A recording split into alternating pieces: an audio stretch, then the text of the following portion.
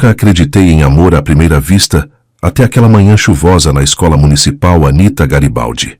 Eu, um simples pedreiro de Serra Azul, com mais sonhos que dinheiro no bolso, estava ali para orçar uma reforma no telhado, quando ela entrou carregando uma pilha de livros que quase escondia seu rosto. Helena Oliveira, a nova professora de português, tropeçou no meu balde de massa e, por instinto, larguei a espátula para ampará-la. Nossos olhos se encontraram e juro que senti algo diferente. Você já teve a sensação de que sua vida acabou de mudar completamente em apenas 5 segundos? Me desculpe pelo desastre, ela disse, ajeitando os óculos de armação vermelha que combinavam perfeitamente com suas bochechas coradas. Não consegui responder de imediato.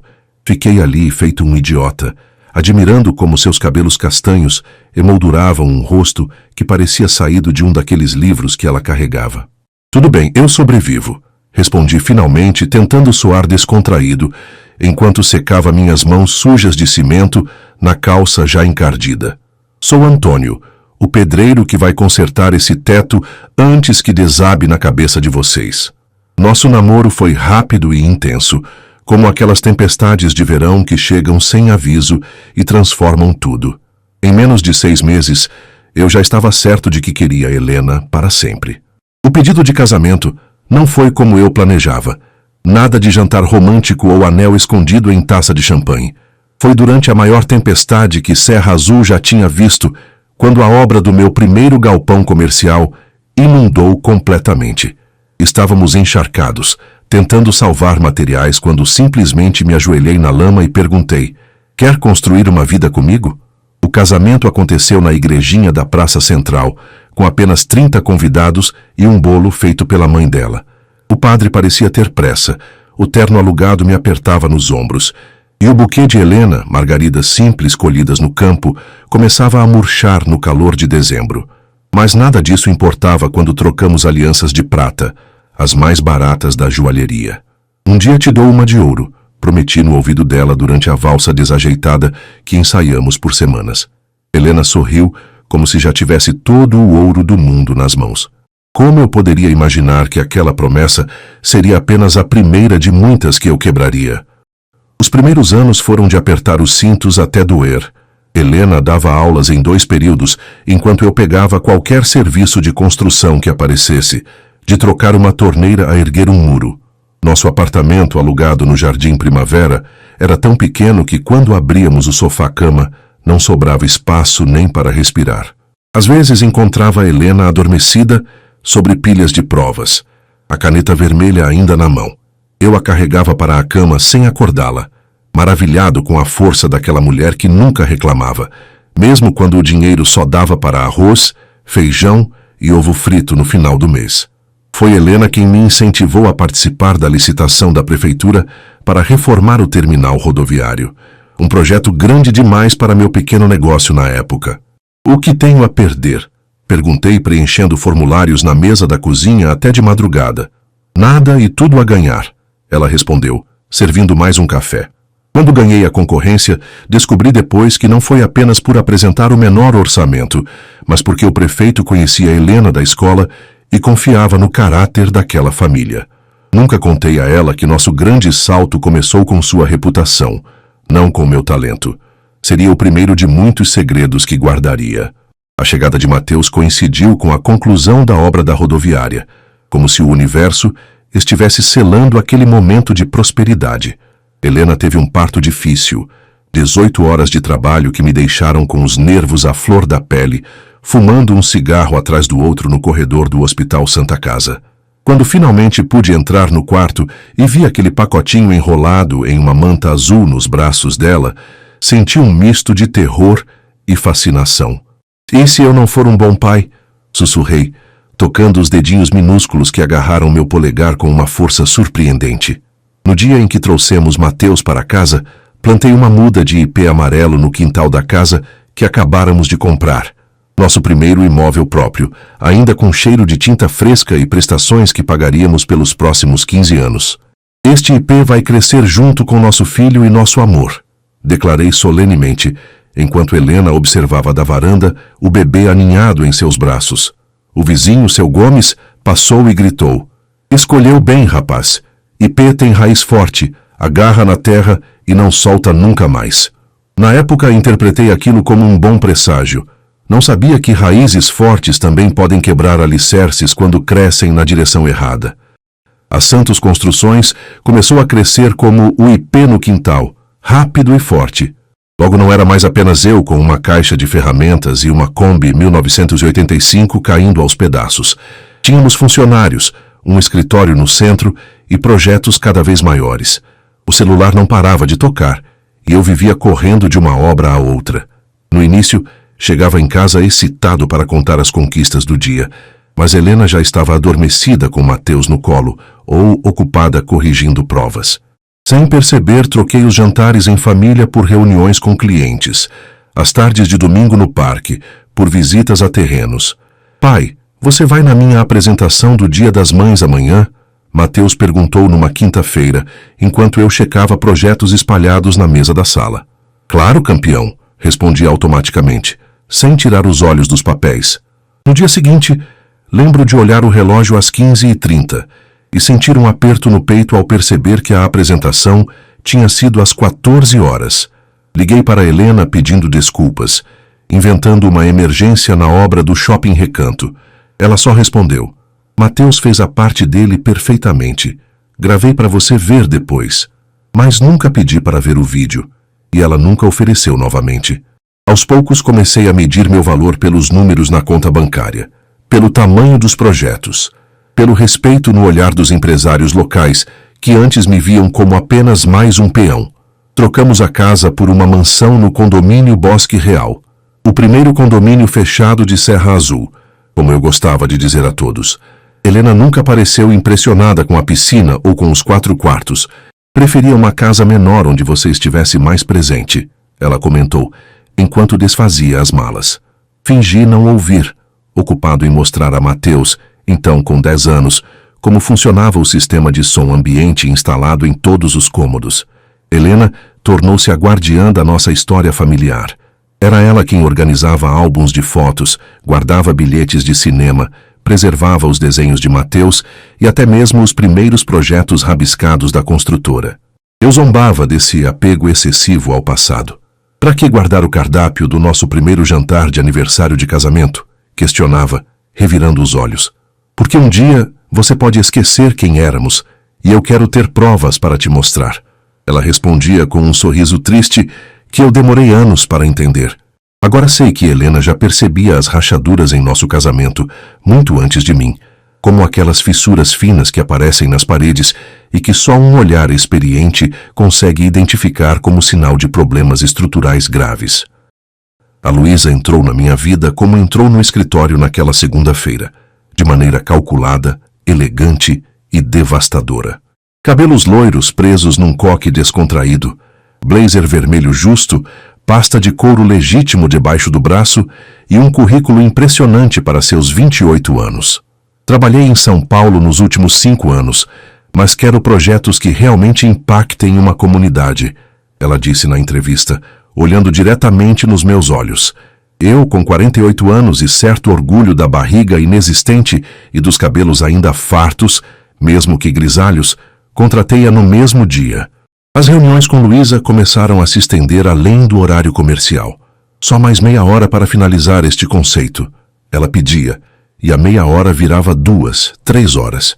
Eu me pegava admirando a curva de seu pescoço enquanto ela se debruçava sobre as plantas baixas.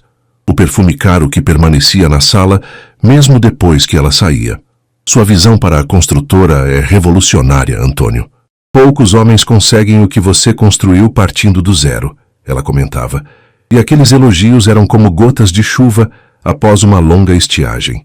Quando foi a última vez que Helena tinha dito algo assim? O primeiro beijo aconteceu após um jantar de negócios para discutir o projeto do novo centro empresarial, o maior que a Santos Construções já tinha pegado. Mandei mensagem para Helena dizendo que voltaria tarde. Luísa escolheu um restaurante a 40 quilômetros de Serra Azul, onde ninguém nos conhecia. Entre taças de vinho e conversas sobre arquitetura sustentável, sua mão encontrou a minha sobre a mesa. "Acho que já não estamos mais falando só de negócios, estamos?" Ela perguntou com um sorriso que me fez sentir 20 anos mais jovem. No estacionamento escuro, provei seus lábios com gosto de cabernet e proibição. A sensação de ser desejado novamente era como uma droga poderosa. Em casa, era apenas o marido ausente, o pai distante, o homem cansado de problemas com fornecedores e prazos de entrega. Com Luísa, eu era fascinante, poderoso, digno de admiração. Os encontros furtivos se multiplicaram. Tardes em motéis na rodovia, finais de semana em convenções que nunca existiram. Cada mentira vinha mais fácil que a anterior. Helena perguntava cada vez menos onde eu estava, como se já soubesse a resposta, ou pior, como se já não se importasse. E eu, egoísta como sempre, interpretava seu silêncio como liberdade para continuar minha escapada juvenil. Afinal, não merecia eu alguma felicidade depois de tanto trabalho? Planejei o pedido de divórcio como planejava a demolição de um prédio antigo, com frieza técnica, calculando cada detalhe para minimizar danos colaterais. Escolhi uma quinta-feira, sabendo que Mateus estaria na faculdade de medicina na capital e só voltaria no fim de semana. Comprei o vinho preferido de Helena, um merlot chileno que bebemos na lua de mel, mais para me dar coragem do que por consideração. No escritório, passei a tarde finalizando a papelada com meu advogado. A casa ficaria com ela, mais uma pensão generosa e 30% das minhas ações na construtora. Estava sendo justo, eu dizia a mim mesmo. Estava compensando com dinheiro o que não podia mais oferecer em amor. O jantar que Helena preparou naquela noite, lasanha, minha favorita, parecia uma ironia cruel do destino. Observei suas mãos cortando o pão de alho, os mesmos dedos que um dia me fascinaram tocando piano na festa da escola onde nos conhecemos. Havia novos sinais de idade nas mãos dela, veias mais pronunciadas, pequenas manchas. Quanto tempo fazia que eu não realmente a olhava? Precisamos conversar, anunciei quando ela serviu o prato. Helena apenas assentiu e sentou-se em silêncio, como se já esperasse aquelas palavras há anos. O vinho permaneceu intocado enquanto eu despejava frases ensaiadas sobre caminhos diferentes e sentimentos que mudam. É uma arquiteta nova, não é? A pergunta de Helena me pegou desprevenido, interrompendo meu discurso mecânico. Não respondi, mas meu silêncio era confissão suficiente. Não houve gritos, lágrimas ou acusações, apenas um suspiro profundo que parecia conter toda a decepção acumulada em 2 décadas. Já preparei os papéis do divórcio, continuei, empurrando a pasta sobre a mesa, entre a salada e o pão. A casa fica com você, claro, e tem uma pensão bem generosa. Também estou transferindo 30% das ações da construtora para seu nome. Acho que é mais que justo depois de tanto tempo juntos. As palavras saíram robóticas, como se estivesse negociando a compra de um terreno. Helena olhou para a pasta sem tocá-la. Não quero nada disso, respondeu com uma calma que me desconcertou. Esperava raiva, histeria, talvez até súplicas para reconsiderar. Reações que me dariam a certeza de estar fazendo a escolha certa ao deixá-la. Só peço 1 mês. 1 mês para encerrarmos esse capítulo com dignidade, antes de assinar qualquer papel. Sua voz não tremeu. Mateus se forma em 3 semanas. Não quero que esse momento seja arruinado com a notícia do nosso divórcio. Um pedido razoável, pensei, aliviado pela aparente civilidade. Eu poderia esperar 1 mês para oficializar o que, na prática, já estava decidido. Afinal, o que era 1 mês depois de 20 anos? Tenho uma condição, Helena continuou, surpreendendo-me novamente. Na minha família, temos uma tradição para marcar fins de ciclos importantes. Ela levantou-se e foi até o armário da sala de jantar, de onde tirou uma caixa de madeira entalhada que nunca tinha visto antes. Dentro, organizadas em fileiras perfeitas, havia 30 velas brancas. Durante os próximos 30 dias, quero que acendamos uma vela toda noite juntos, sob o ipê no quintal. Um momento de silêncio para honrar cada ano que passamos juntos, antes de seguirmos caminhos separados. Achei a ideia estranha, até mesmo um pouco teatral demais para Helena, sempre tão prática. Mas se esse ritual a ajudaria a aceitar o fim do casamento sem dramas, por que não? Tudo bem, concordei, tentando não mostrar minha pressa em encerrar aquela conversa. Começamos amanhã, então. Ela assentiu, guardando as velas cuidadosamente. Naquela noite, dormi no quarto de hóspedes, alegando que seria mais apropriado dadas as circunstâncias. Na verdade, mal podia esperar para ligar para Luísa e contar que tudo estava encaminhado sem as complicações que eu tanto temia. Ela quer que você faça o quê? Luísa gargalhou quando contei sobre o ritual das velas no dia seguinte. Estávamos no apartamento que ela alugava no centro, nosso refúgio secreto há meses. É só um teatrinho sentimental para te fazer sentir culpado, ela disse, enrolando uma mecha de cabelo no dedo, enquanto se esticava nua sobre os lençóis. Provavelmente vai aparecer com álbuns de fotos e cartas antigas, tentando te lembrar dos momentos especiais. Ela fez aspas no ar e revirou os olhos. Não cai nessa, Antônio. Em um mês estaremos planejando nossa viagem para a Europa, e você finalmente vai se livrar dessa vida medíocre em Serra Azul. Naquela noite, voltei para casa pontualmente às 7, conforme combinado com Helena. Mateus estava na faculdade de medicina, como de costume, alheio à tempestade que se formava em casa. Ele ligava uma vez por semana, geralmente aos domingos, mais para falar com a mãe do que comigo. Nosso filho se tornara um estranho nos últimos anos, um jovem dedicado e brilhante que eu observava à distância, como quem admira um projeto bem-sucedido, mas do qual não participou ativamente da construção. Ele não pode saber de nada ainda. Helena havia deixado claro. A formatura é muito importante para ele. Concordei prontamente, aliviado por adiar aquela conversa difícil. Como explicaria ao meu filho que estava trocando sua mãe por uma mulher apenas 4 anos mais velha que ele? A primeira noite do ritual foi constrangedora como um primeiro encontro às avessas. Helena arrumou um pequeno banco de madeira sob o ipê, agora majestoso após 20 anos, e posicionou a vela sobre uma base de prata que nunca tinha visto antes. O sol acabara de se pôr, e o céu tinha aquele tom azul profundo que sempre me fazia pensar em possibilidades. Sentamos lado a lado, sem nos tocar, ouvindo o canto dos bem-te-vis que habitavam nosso quintal. E agora? Perguntei depois de 5 minutos de silêncio, incapaz de suportar aquela quietude carregada de acusações não verbalizadas. Agora observamos a chama e lembramos, respondeu Helena simplesmente, seus olhos refletindo o fogo pequeno e dançante. O vento ocasional fazia a chama oscilar, produzindo sombras inquietas no rosto dela.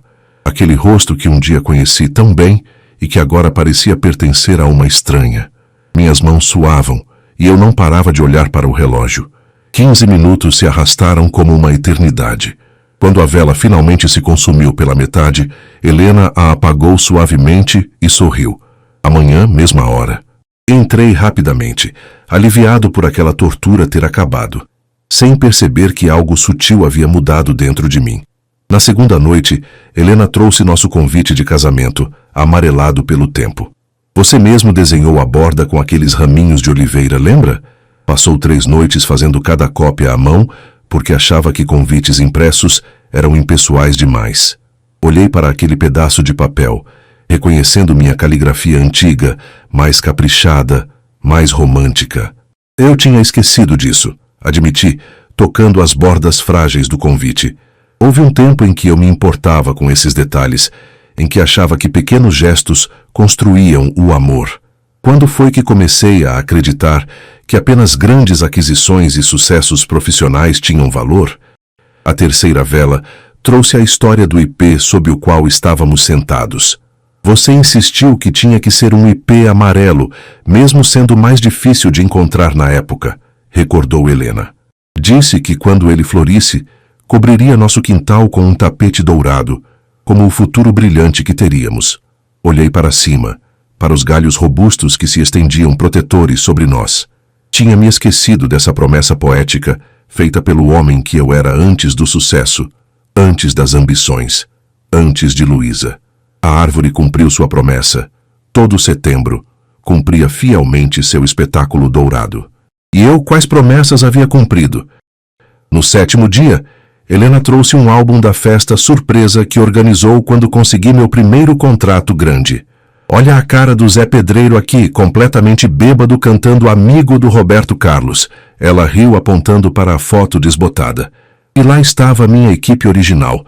5 homens sorridentes com copos de plástico nas mãos em nosso primeiro escritório que não passava de um barracão improvisado. Helena havia decorado tudo com balões azuis e amarelos, as cores da construtora, e cozinhado por 2 dias. Foi a melhor festa da minha vida, murmurei, sentindo um nó na garganta ao perceber que não fazia ideia de onde aqueles homens estavam agora. Eles foram substituídos por engenheiros de grandes universidades, e eu nunca olhei para trás. No 8º dia, Helena trouxe uma caixa de sapatos cheia de cartões, aniversários, dias dos namorados, natais, todos escritos por mim ao longo dos anos. Pegou um particularmente gasto nas bordas. Olha esse de 2005, você escreveu. Helena, obrigado por acreditar no pedreiro quando ninguém mais acreditava. Sem você, não haveria alicerce que sustentasse meus sonhos. Fiquei em silêncio, notando como minha letra foi ficando mais apressada com o passar dos anos. As mensagens mais curtas, até que, nos últimos 5 anos, os cartões eram apenas assinados, sem mensagens personalizadas. Quando foi que parei de agradecer? Lembra da minha irmã Clara? Helena perguntou na 9ª noite, mostrando uma foto de 2 meninas sorridentes, de vestidos floridos, abraçadas em frente a uma casa simples. Claro que me lembrava. Clara tinha sido a madrinha do nosso casamento, mas faleceu 3 anos depois.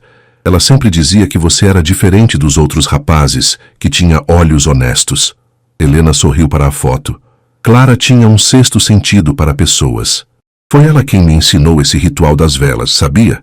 Na nossa família, acendemos velas para marcar não só fins, mas transformações. Fiquei surpreso. Nunca tinha ouvido falar desse ritual antes, em todos esses anos. A 10ª vela iluminou as cartas que trocamos durante minhas primeiras viagens a trabalho. Meu amor, dormir sem você é como tentar respirar sem ar. Helena leu, rindo suavemente. Você sempre foi dramático nas cartas. Era estranho ouvir palavras tão apaixonadas escritas por mim, como se tivessem sido escritas por outra pessoa. Em uma delas eu prometi, quando a construtora crescer, vamos viajar juntos. Nunca mais ficaremos separados. Ironicamente, quanto mais a empresa cresceu, mais tempo passamos separados mesmo dormindo sob o mesmo teto. As viagens a trabalho que me levavam para longe fisicamente eram apenas a manifestação externa do distanciamento que eu já havia criado em casa. Na 15ª noite, não houve recordações. Helena simplesmente estendeu a mão e pegou a minha, entrelaçando nossos dedos enquanto observávamos a chama dançante em silêncio. Seu toque me assustou. Quando foi a última vez que tínhamos nos tocado, realmente tocado, sem propósito, apenas pelo contato? Sua mão estava mais fria e leve do que eu lembrava, os dedos mais finos. Tive um impulso súbito de levar aquela mão aos lábios, como fazia no início do nosso relacionamento, mas contive-me. Era tarde demais para esses gestos, não era? Ainda assim, não soltei sua mão até a vela se consumir, e algo dentro de mim parecia estar se derretendo junto com a cera branca. A 16ª noite trouxe uma surpresa. Mateus apareceu para o ritual. Mãe me convidou, explicou simplesmente, sentando-se entre nós no banco que agora parecia pequeno demais. Observei meu filho à luz da vela, os ombros largos como os meus, mas os olhos expressivos da mãe. Estou considerando fazer residência em oncologia, ele comentou enquanto contemplávamos a chama. O professor Ferreira diz que tenho aptidão para a especialidade. Fiquei surpreso. Era a primeira vez que Mateus compartilhava seus planos profissionais comigo em anos. Por que oncologia entre tantas especialidades? Havia uma história ali que eu desconhecia, como tantas outras na vida do meu próprio filho. O que você considera uma vida bem vivida, Antônio? Helena perguntou na 17ª noite, sua voz suave contra o coro de grilos que anunciavam o verão. A pergunta me pegou desprevenido. Sucesso? Dinheiro? Reconhecimento? Continuei automaticamente repetindo os valores que nortearam minha vida nos últimos anos. Para mim, é saber que fiz diferença na vida de alguém, ela respondeu, olhando para a chama com uma serenidade que me desconcertou. Meus alunos que agora são adultos ainda me escrevem. Isso vale mais que qualquer conta bancária. Fiquei em silêncio, perguntando-me na vida de quem eu havia feito diferença positiva ultimamente. Na 20ª noite, notei algo que vinha ignorando nas semanas anteriores. Helena estava consideravelmente mais magra. Seu rosto parecia mais angular, o colarinho da blusa mais solto no pescoço. Você emagreceu, comentei, surpreso por sentir uma pontada de preocupação. Estou fazendo dieta. Ela respondeu com um sorriso leve, desviando o olhar. Queria me sentir melhor comigo mesma. Algo na maneira como ela evitou meu olhar despertou um alarme distante na minha mente, mas logo o silenciei. Estava aliviado por ela estar cuidando de si mesma, preparando-se para sua nova vida de solteira. Isso tornava minha partida menos culposa, não é? Na 22ª noite, desci para o quintal no horário combinado, mas Helena não apareceu. Esperei 15 minutos antes de voltar para dentro da casa, um pouco irritado com o que considerei uma quebra no nosso acordo. Encontrei-a na cama, os olhos fechados, o rosto pálido como nunca havia visto. Helena, chamei, sentindo o coração acelerar quando ela não respondeu imediatamente. Quando finalmente abriu os olhos, murmurou: "Me desculpe, só precisava descansar um pouco." Toquei sua testa. Estava ardendo em febre. "Vou chamar um médico", decidi, já pegando o celular. "Não." Ela segurou meu pulso com uma força surpreendente. "Ligue para o Mateus agora." Havia urgência em seu olhar que me gelou por dentro.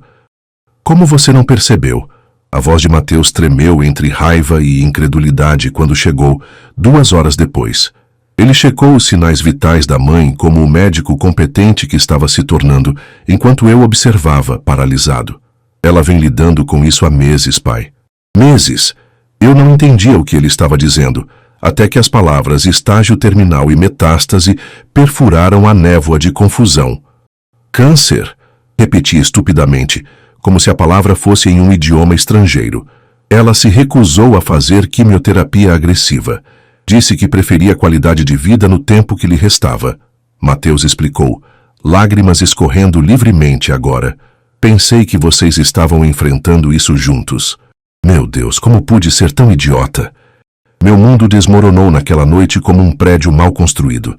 As peças se encaixavam agora. A perda de peso, a palidez, o cansaço que atribuía à tristeza pelo divórcio, os comprimidos discretos que ela dizia serem vitaminas.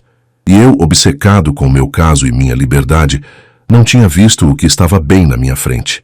Sentei na beirada da cama, tomando a mão frágil de Helena enquanto ela dormia, sedada pelos medicamentos que Mateus administrou. "Por que você não me contou?" Sussurrei, sabendo exatamente a resposta. Por que contar ao homem que já havia partido emocionalmente, que já planejava uma nova vida com outra mulher?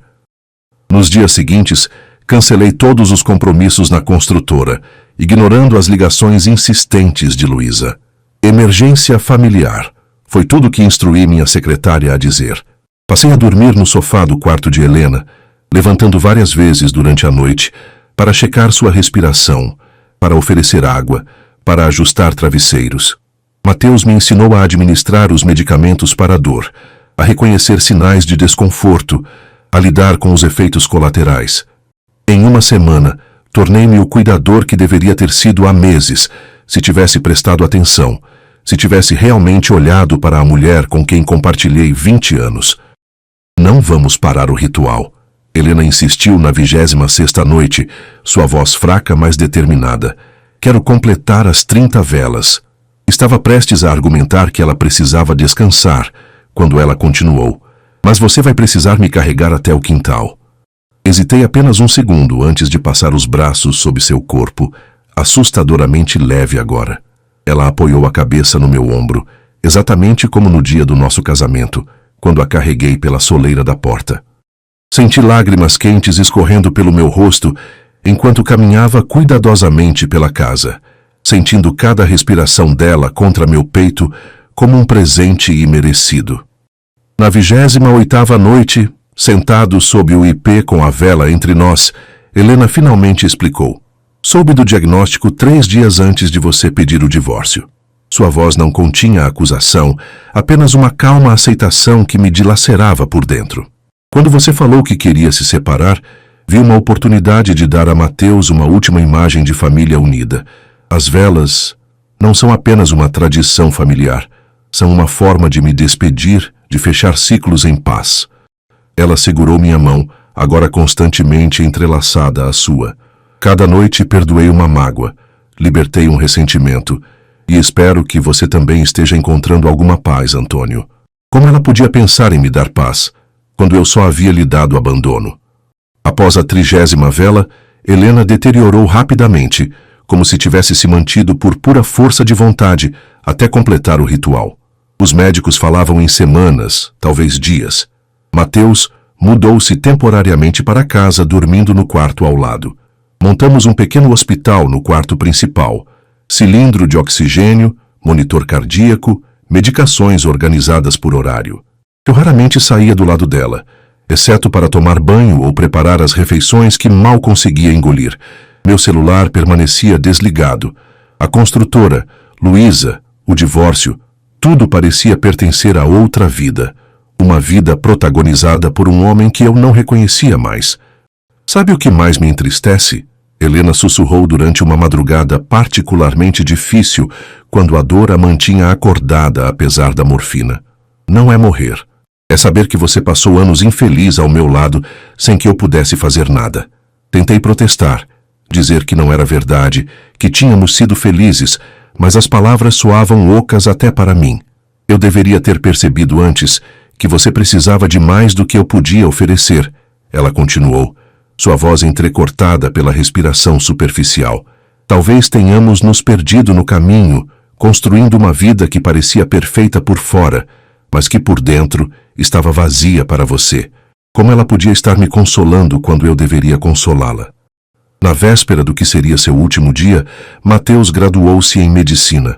A cerimônia foi transmitida por videochamada, o laptop posicionado para que Helena pudesse ver do leito.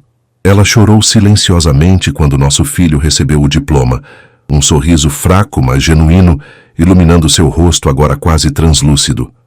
Prometa que vai ficar orgulhoso dele por nós dois, ela me pediu quando Mateus desligou, prometendo voltar logo para casa. Prometa que não vai deixar a culpa consumir você. Não foi sua culpa não me amar mais, Antônio. Os sentimentos mudam. Só foi sua escolha não ser honesto sobre isso antes. Como responder a tal generosidade? Abaixei a cabeça, incapaz de enfrentar aqueles olhos que, mesmo agora, me olhavam com mais compreensão do que eu merecia. Helena partiu numa manhã de domingo, enquanto um sol tímido de inverno começava a dourar as folhas do ipê. Estava segurando minha mão e a de Mateus, como se nos unisse uma última vez. Não houve palavras dramáticas, apenas um suspiro profundo e depois silêncio. No momento exato, um vento súbito balançou os galhos da árvore lá fora e algumas folhas douradas dançaram no ar como pequenas chamas. Ela se foi.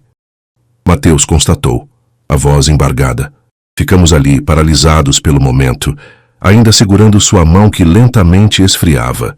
Havia uma paz no rosto de Helena que nunca esquecerei, como se ela soubesse algo que nós ainda teríamos que descobrir. No criado mudo, um envelope com meu nome aguardava, escrito com aquela caligrafia que eu conhecia tão bem, mas que nunca mais veria novamente. O funeral reuniu praticamente toda a Serra Azul. Ex-alunos, pais, colegas, professores, todos com histórias sobre como Helena havia impactado suas vidas. Eu permaneci num canto, aceitando condolências automáticas, sentindo-me um impostor. Vocês eram o casal mais bonito da cidade, diziam. Um exemplo de parceria. Se ao menos soubessem que nos últimos momentos dela, eu planejava abandoná-la.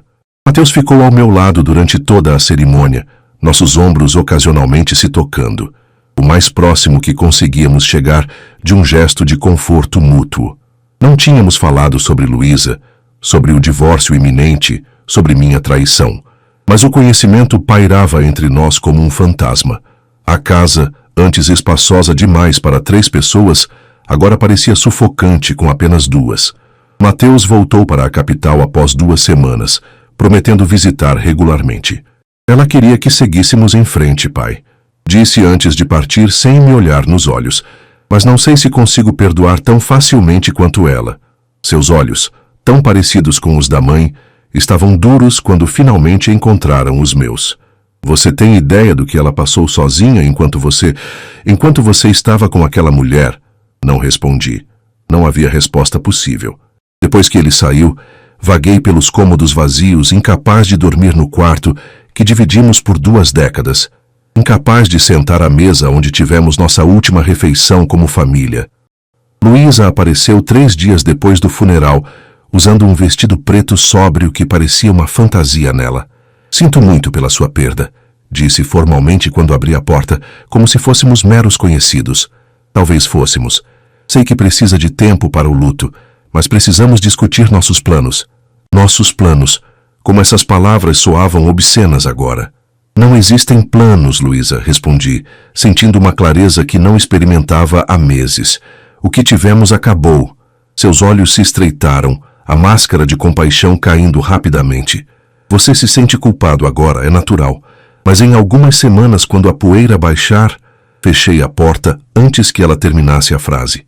Algumas decisões não precisam de explicações.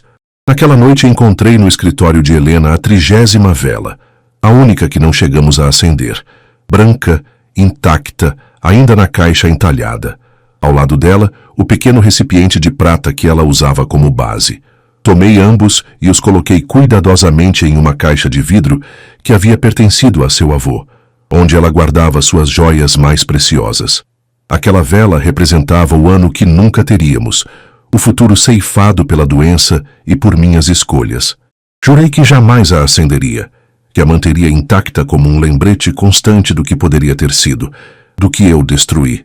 Somente então, com esse pequeno ritual improvisado, permiti-me chorar verdadeiramente. Não apenas por Helena, mas pelo homem que eu havia me tornado, pelo tempo desperdiçado, pelos momentos que nunca recuperaria. A carta de Helena permaneceu fechada por quase um mês. Eu a carregava no bolso, tocava-a várias vezes ao dia, mas não conseguia reunir coragem para romper o selo. Era seu último recado para mim, suas últimas palavras, e eu temia o que encontraria ali. Perdão? Acusação? Indiferença? Finalmente, numa noite particularmente solitária, sentei-me sob o ipê no quintal e abri o envelope com mãos trêmulas. Querido Antônio, começava a carta escrita numa caligrafia já um pouco instável. Quando ler isto, já terei partido. Não quero que guarde cinzas de arrependimento, mas que as use para fertilizar algo novo e belo.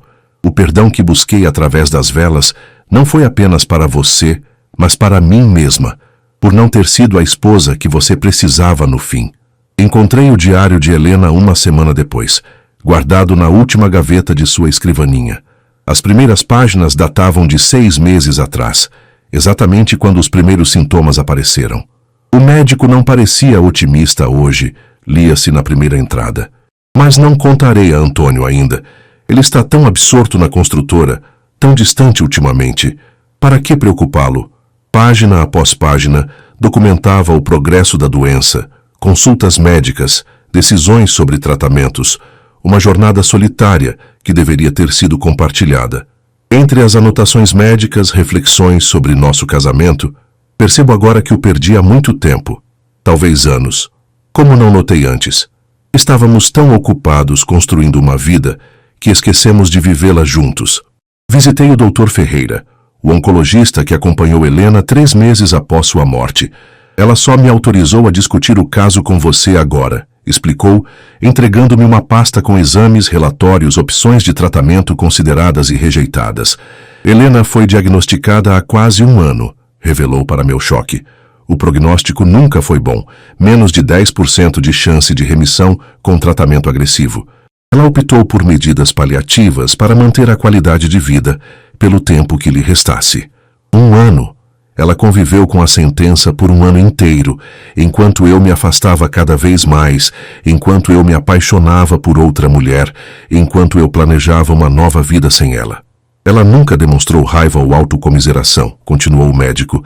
Dizia que queria que seus últimos meses fossem de paz e reconciliação.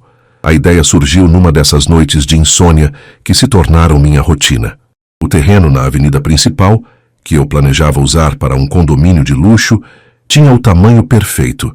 Passei a noite inteira desenhando, algo que não fazia desde os primeiros anos da construtora, quando ainda projetava pessoalmente cada obra. Ao amanhecer, tinha o esboço inicial da Fundação Helena Santos, um centro de tratamento oncológico gratuito, com ênfase em cuidados paliativos humanizados. Liguei para Mateus assim que o relógio marcou 7 horas. Preciso te mostrar uma coisa, disse. a voz embargada pela falta de sono e pela emoção. Acho que encontrei uma forma de honrar sua mãe. Houve uma longa pausa do outro lado da linha. Estarei aí no fim de semana, ele respondeu finalmente. Não era perdão, não ainda, mas era um começo. Um ano depois da morte de Helena, inauguramos a fundação. O prédio branco e arejado, com grandes janelas que deixavam entrar abundância de luz natural, abrigava não apenas salas de tratamento e consultórios, mas também espaços de convivência, jardins internos e uma biblioteca. O projeto, que inicialmente parecia impossível financeiramente, ganhou vida quando vendi 60% das minhas ações na construtora, praticamente entregando o controle da empresa que construí do zero. Você tem certeza disso? Perguntou meu contador perplexo. Nunca tive tanta certeza de algo na vida. Dinheiro, status, poder, de que serviram quando eu mais precisava? Não compraram nem mais um dia com Helena, não apagaram o arrependimento, não trouxeram perdão. Mateus tornou-se o diretor médico da fundação, liderando uma equipe jovem e dedicada. Nosso relacionamento, antes distante e agora marcado pela sombra da minha traição nos últimos dias de sua mãe, começava a encontrar um novo equilíbrio através do trabalho conjunto. Não éramos próximos como pai e filho deveriam ser, mas éramos parceiros em algo maior que nós. Mamãe estaria orgulhosa, ele comentou na noite de inauguração, olhando para o retrato de Helena no saguão principal. Não a foto formal que eu sugeri, mas uma capturada por um aluno, mostrando-a rindo às gargalhadas durante uma feira de ciências, cheia de vida e paixão pelo que fazia. Não apenas da fundação, mas de ver que você finalmente encontrou algo que importa mais que construir prédios. Todas as noites, sem falhar, eu acendia uma vela sob o ipê no quintal. Não mais como parte de um ritual de despedida, mas como um farol que me guiava de volta para casa após longas horas na fundação. A cera derretida, que cuidadosamente recolhia a cada noite, era enterrada em pequenos buracos ao redor da árvore. Isso é bobagem, diria o antigo Antônio.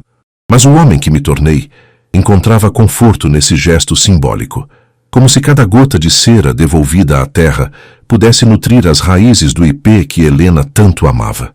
Na primavera, pela primeira vez em anos, notei como as flores amarelas eram abundantes, criando um tapete dourado no gramado que brilhava ao sol, exatamente como prometi há tantos anos. Um dia, encontrei um caderno em branco na gaveta do escritório, o último que Helena comprou, mas nunca chegou a usar. Comecei a escrever nele, primeiro apenas registros práticos do dia a dia na fundação, depois memórias de nosso tempo juntos, reflexões sobre minhas falhas, esperanças para o futuro. Era uma forma de terapia, de manter vivo o diálogo com ela. Às vezes, imaginava Helena lendo por cima do meu ombro, sorrindo com aquele leve arquear de sobrancelha que significava: eu te conheço melhor do que você pensa. Uma noite, escrevi as palavras que nunca tive coragem de dizer enquanto ela estava viva. Sinto muito por não ter estado presente quando você mais precisou. Sinto muito por ter confundido tédio com desamor. Sinto muito por ter procurado fora o que sempre esteve dentro de casa. O perdão que busco agora não é mais o dela. Tenho certeza que já o recebi imerecidamente. É o meu próprio.